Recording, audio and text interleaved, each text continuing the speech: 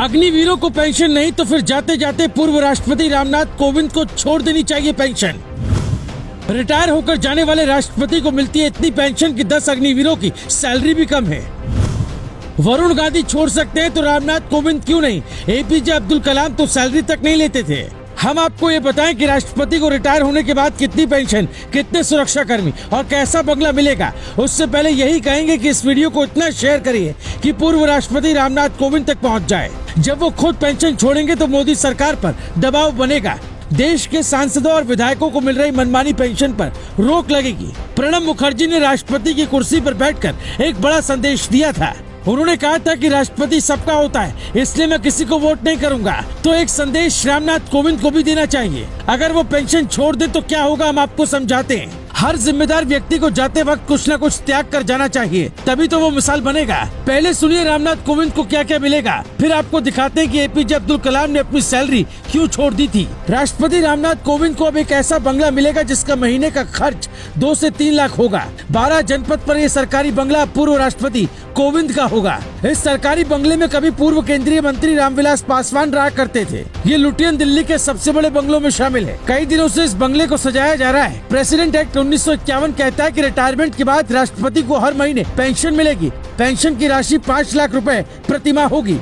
काम की देखरेख के लिए 2 सचिव और सुरक्षा के लिए दिल्ली पुलिस के 2 जवानों को लगाया जाएगा। इसके अलावा 5 लोगों का पर्सनल स्टाफ होगा। इनके आवास के लिए 2 लैंडलाइन, 1 मोबाइल और 1 इंटरनेट कनेक्शन मिलेगा। इसके अलावा पानी और बिजली मुफ्त मिलेगा। सरकार की ओर से एक कार और एक ड्राइवर दिया जाता है। इसकी सैलरी और पेट्रोल का खर्च भी सरकारी वहन करती है। हर महीने गाड़ी के लिए 250 लीटर पेट्रोल दिया जाता है। ट्रेन और फ्लाइट में लाइफ टाइम फ्री टिकट दिया जाता है। इसके अलावा राष्ट्रपति की पत्नी को 30,000 रुपए बतौर सचिवीय सहायता के तौर पर दिया जाता है। अब सवाल उठता है कि जब राष्ट्रपति के पास सब कुछ होता है, उनकी किसी से राजनीतिक दुश्मनी तक नहीं होती, तो इतना तामझाम क्यों किया जाता है? क्या वो पेंशन छोड़कर एक बड़ा दिल नहीं दिखा सकते?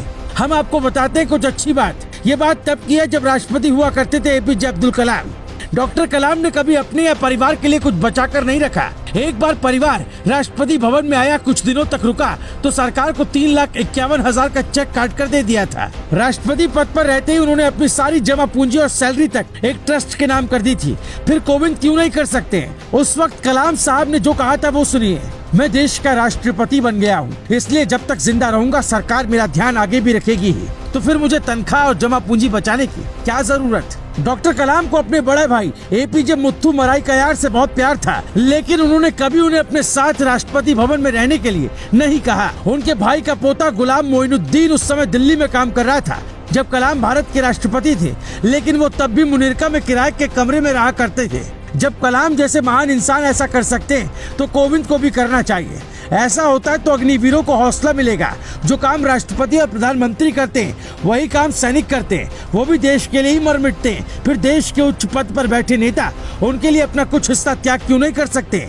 रेल मंत्रालय ने वरिष्ठ नागरिक मान्यता प्राप्त पत्रकार, युवा किसान, दूधिए, saint John ambulance brigade, Bharat Seva Dal, research scholars, पदक विजेता शिक्षक, Sarvodaya Samaj, scout guide, war widow, artist और खिलाड़ियों सहित 30 से ज्यादा कैटेगरी के लोगों को टिकटों पर मिलने वाली 30% की छूट बंद कर दी है। फिर रामनाथ कोविंद को क्यों नहीं ये सारी सुविधाएं छोड़ देनी चाहिए? प्रधानमंत्री की अपील पर पिछले साल तक देश भर में 1 करोड़ से ज्यादा घरेलू रसोई गैस उपभोक्ताओं की सब्सिडी छोड़ दी थी। हालांकि गैस सिलेंडर के दाम बढ़ने के कारण 1.25 लाख लोग वापस सब्सिडी लेने लगे। इसके विपरीत ज्यादातर सांसद और विधायकों ने गैस पर अपनी सब्सिडी नहीं छोड़ी है।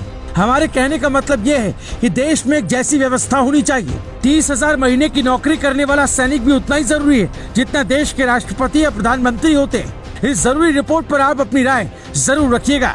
Bureau report, global Bharat TV.